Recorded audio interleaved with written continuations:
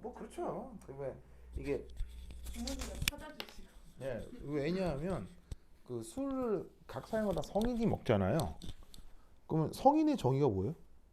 술을 끝나서. 예, 성인의 정의가 뭐예요? 성인의 정의.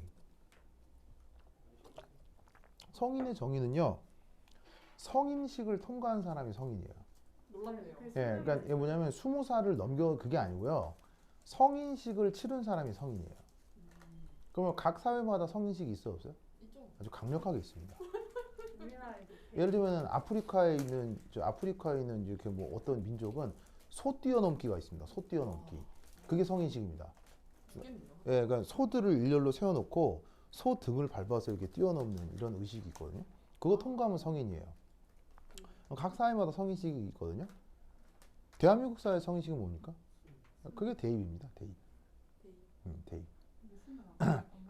그래서 그래서 사실은 대입을 통과하지 못한 사람은 우리 사회에서 현실적으로 성인으로 취급받지 못하죠. 그렇군요. 현실적으로.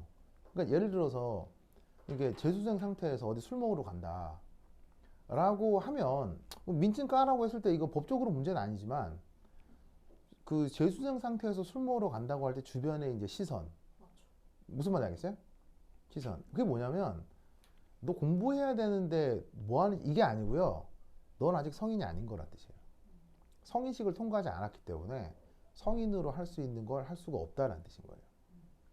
그럼 이제 또 다른 성인식은 이거죠. 또 다른 성인식은 그러면 수능이나 입시를 치르지 않고 내 나름으로 내 생계를 해결하겠다 라고 하는 그 순간부터 또 성인이 되는 거죠. 근데 그런 사람에게는 이제 또 우리가 성인으로 대접을 해주는 거죠. 뭐 그렇습니다. 네, 여튼 얘한테는 술 얘기하면 이게 또 이제 나요? 나는 술을 잘 먹느냐라기보다는 술을 굉장히 좋아합니다. 굉장히 좋아합니다. 굉장히 좋아하는데 근데 이제 중요한 건 좋아하긴 좋아하는데 술을 이제 꼭 이제 가족하고 있을 때 먹습니다. 나 술을 밖에서 안 먹습니다. 밖에서 먹는 걸 아주 싫어합니다. 그리고 내가 아주 싫어하는 게 회식에서 부어라 마셔라 하는 거 있죠. 정말 싫어합니다. 그러니까 내가 술은 좋아하는데 제일 싫어하는 술이 소맥이에요. 제일 싫어요. 그러니까 먹으면 먹거든요. 먹는데 왜 싫어하냐면 그 문화와 향기가 없기 때문에 싫어합니다. 네, 그 술이라는 것의 이제 문화 인류학적인 의미, 그 음식으로서의 어떤 어울림 이런 것이 소맥에게서는 발견되기가 어렵기 때문에 소맥을 굉장히 싫어합니다. 그래서 이제 술에 그 인류나 그 지역사회 역사 그런 게 들어있고 그 다음에 향기가 있고 그런 술을 음식과 곁들여 먹는 음식과의 궁합을 생각해서 먹는 그런 술을 가장 좋아합니다. 그리고 집에서 가족들과 함께 가족들과 함께 집에서 먹거나 외식을 할 때만 술을 먹지 다른 데서는 안 먹습니다. 다른 데서 술자리가 생기면 피하는 편입니다. 예.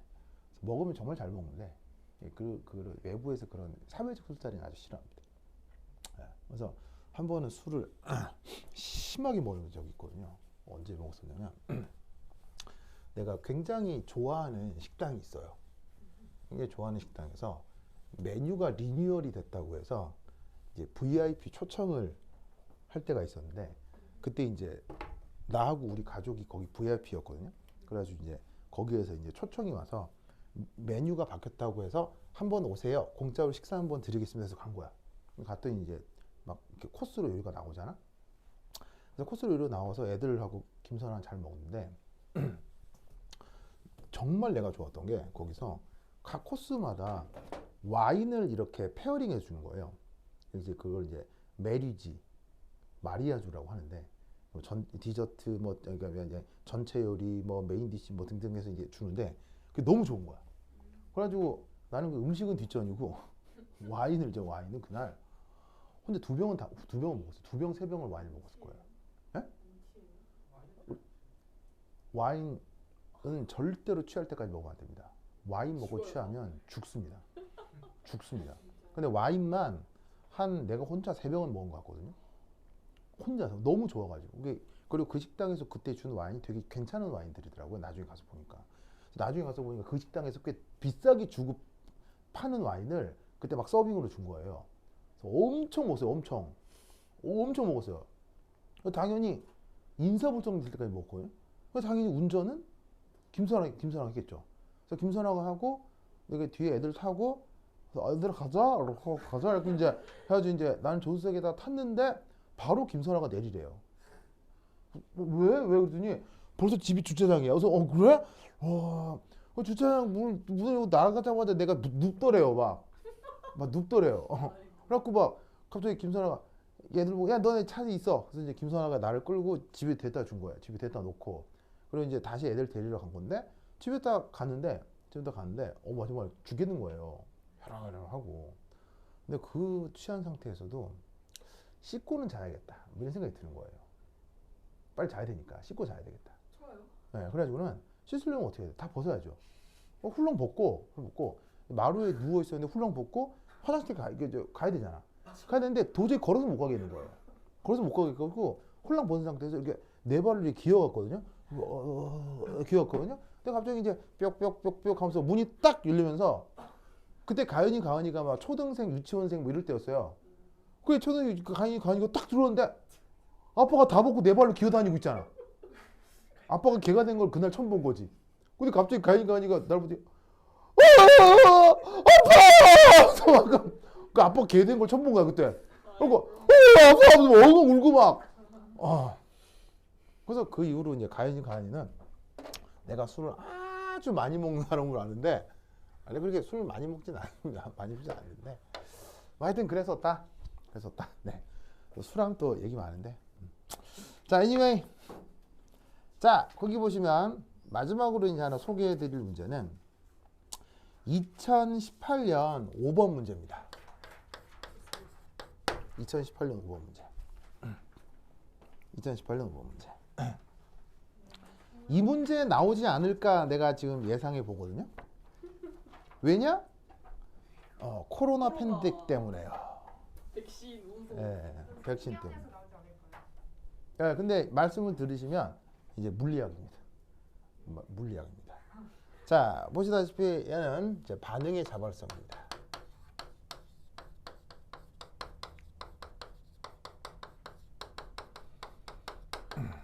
자, 반응의 자발성 판단에서 첫 번째 알아둬야 되는 게 바로 깁스 에너지 변화예요. 그리고 at 등온 등압 조건. 깁스 에너지 변화는 몇 번 얘기한 적이 있는 것 같은데 어떻게 쓸 수 있냐면 이렇게 표현할 수 있죠. 그러면 이 상태에서 어떻게? 이 변화가 음수일 때 주어진 변화가 자발적이다. 일어날 수 있다. 이렇게 생각을 할 수가 있단 말이에요. 그래서 이때 이 엔탈피 변화, 엔트로피 변화라는 건 뭐 들어본 적 있을 건데 이 델타 H는 뭐라고 생각하시면 되냐면 얘는 에너지 변화 그리고 여기에 있는 델타 S는 얘는 무질서도 변화.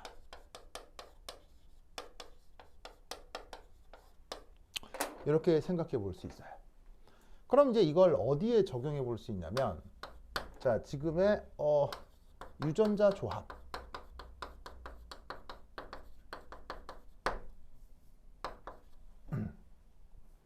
자, 유전자가 이렇게 이제 어떤 사슬이 있고 지금 문제에서는 이렇게 이게 꼬아놨는데 뭐 그렇게 그러면 헷갈리니까 그냥 쭉 펴서 그냥 이렇게 쭉 펴놨다고 칩시다.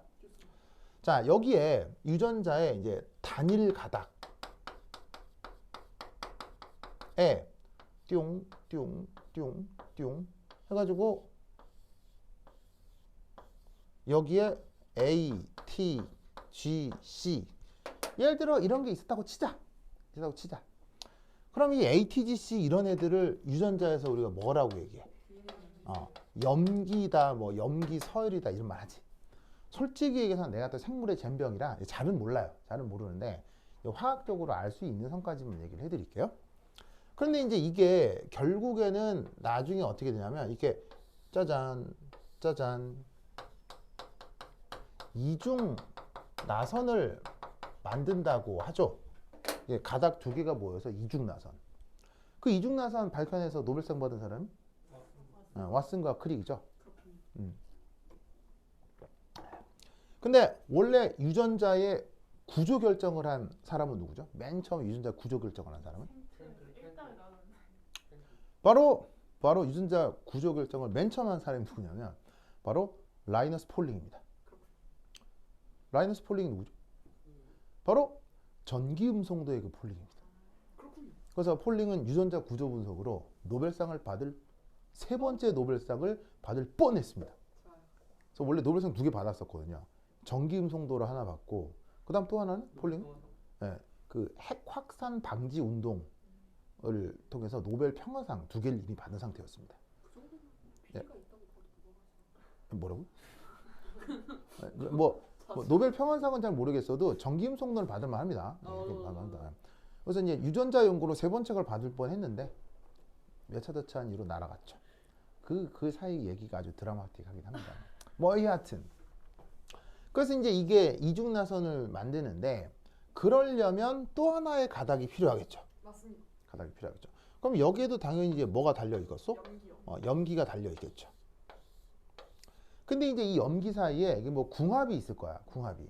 그래서 이제 A에는 T, T에는 A, G에는 C, C에는 G. 맞습니다. 이게 요런 식으로 가깝게 있을 때 네. 수소결합. G, G, C, C 있을 때 디오디오디오 여기서 뭐가 만들어져? 바로 그 유명한 수소결합. 영어 표현으로는 하이드로진 본딩을 한다고 했었죠. 그래서 수소결합을 만들면서 단일 가닥이 이중 나선이 됩니다. 네. 굉장히 유명한 실험 결과죠. 이때 요거에 대한 3 연력학적 분석. 첫 번째 1. 이 녀석은 무조건 발열일까요, 흡혈일까요? 무조건 발열입니다. 이 과정은 무조건 발열입니다.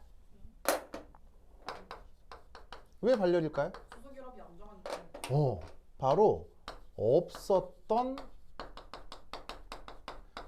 수소 결합이 만들어지기 때문입니다.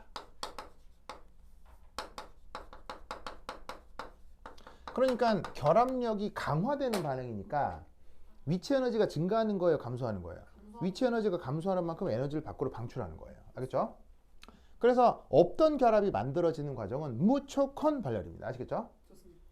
근데 이때 두 번째 이 경우 엔트로피는 증가할까요, 감소할까요? 엔트로피는 감소입니다. 자, 무질서도가 감소한다라는 건 금방 생각할 수 있는데 두 개가 하나가 되잖아요. 맞습니다. 그러면 모이는 거니까 존재할 수 있는 가능성의 방식도 줄겠죠. 그래서 이 과정은 또 무질서도가 감소하는 겁니다. 그러면 반응의 자발성을 얘가 음수가 돼야 되는데 지금은 발열이고 엔트로피도 감소해요. 그러면 이때 여기서 이런 생각을 할 수 있겠네요. 3 델타 G가 델타 H 빼기 T 델타 S인데 음수여야 반응이 가능하죠. 그럼 이제 얘를 바꿔주면 T 델타 S가 델타 H. 자, 여기까지는 맞죠? 그런데 이때 얘를 바꾸면 어떻게 바꿀 수 있다? T를 델타 S 분의 델타 H 이렇게 쓸 수가 있죠. 왜냐하면 이 엔트로피가 현재 부호가 뭐라서요? 마이너스이기 때문에 나누어지면서 부호가 뒤집히는 거죠. 알겠죠? 근데 지금 엔탈피도 마이너스라서 마이너스를 마이너스로 나누는 건 어떤 양수값이 되겠죠. 그래서 얘는 그냥 정해진 어떤 숫자일 거라고요. 정해진 어떤 양수일 거라고. 그 양수보다 작은 온도에서 주어진 어떤 특별한 값보다 작은 온도 조건에서 이 반응이 자발적으로 진행될 수가 있다는 얘기예요. 그래서 어떻게 된다? 이런 경우를 그래서 일반적으로 뭐라고 표현하냐면 일반적으로 저온 조건에서 자발적이다 라고 얘기를 하는 거예요. 알겠죠? 네. 그러면 이걸 또 어떻게 해석할 수 있냐면 어떤 정해진 온도보다 온도가 낮을 때 이런 게 가능하다는 얘기죠. 그럼 역으로 이렇게 생각할 수 있죠. 저온 조건이 아니라 고온 조건이 되면 주어진 온도보다 더 큰 온도가 되면 그때는 뭐가 잘 일어난다는 얘기예요. 이게 역반응으로 잘 일어난다는 얘기겠죠. 네. 그럼 이 말은 무슨 말이냐면 너무 아파요. 과도하게 몸에서 열이 나요. 그럼 어떤 일이 벌어질 수도 있어요? 내 몸에 있는 유전자가 이렇게 될 수도 있다는 얘기예요. 무슨 말 알겠죠? 알겠죠? 그런 예상을 해볼 수도 있죠. 그 뭐냐면 파이저에서 만든 코로나 백신 있죠. 네. 그 코로나 백신이 그 이런 형태로 만들어진 거라고 하죠. 뭐 내가 생물은 잘 몰라서 잘 모르는데 뭐 하나가 뭐 DNA에서 온 거고 하나가 RNA에서 온 거고 뭐 그런 거 같던데 그거를 이렇게 서로 단가닥인 것들을 붙여서 이렇게 만든 거예요. 맞아요. 그래서 코로나 백신 같은 경우는 이 연력학이 그대로 적용이 돼요. 그래서 파이저 백신은 고온에서 보존해야 돼요? 저온에서 보존해야 돼요? 저온에서 보존해야 되죠. 그게 이 연력학이 그대로 적용되기 때문이에요. 근데 저온도 몇 도 저온이죠? 매우 좋은. 영하 120도 정도죠. 아 진짜요? 네, 영하 120도 정도로 초저온, 영하 70도 정도의 초저온으로 이 보존을 해야 돼요. 왜 이렇게 너무 저온이 될까요? 왜 저온인 건 알겠는데 파이저의 이 백신은 왜 이렇게 저온을 유지를 해야 될까요? 정답. 급하게. 급하게 만든 거라서 그래요. 급하게 억지로 묶은 거라 수소결합이 규칙적으로 잘 나타나겠어요? 잘 안 나타나겠어요? 급하게 만든 거라서 그러겠어요? 잘 안 나타나다 보니까 발열의 크기가 크겠어요? 작겠어요? 발열의 크기가 작은 거예요. 그러니까 이 값이 훨씬 작아지는 거예요. 훨씬 작아지니까 온도를 아주 낮춰야 이 상태를 유지할 수가 있는 거죠. 무슨 말인지 알겠죠? 그래서 사실은 그 파이저의 그런 그 뭐 RNA인지 DNA인지 그런 제조와 백신을 만든다고 할 때 생물을 1도 몰라도 연력학적으로 저온에서 유지한다고? 이거 빨리 만들어서 급하게 만들어서 그렇구나. 이렇게 그 화학이나 물리학 하는 사람들은 판단을 할 수가 있다고요. 알겠죠? 그래서 오케이! 됐다. 그러면 여러분들 시험 잘 보시고요. 아까도 얘기했지만 입시는 운이다. 운이다. 그러니까 뭐 크게 걱정하지 않으셔도 되고 마지막까지 차근차근 할 수 있는 걸 준비하시기 바랍니다. 오케이. 됐다. 그럼까지 다음 시간에 만나요. 안녕. 다음 시간에 만나면 안 돼요. 안 돼요. 다음 시간에 만나면 안 돼요. 내일 또 쓸 수 있나요? 네, 또 쓰다뇨? 수시는 재수. 그거 뭐 재수하는 사람도 있긴 한데 왜 벌써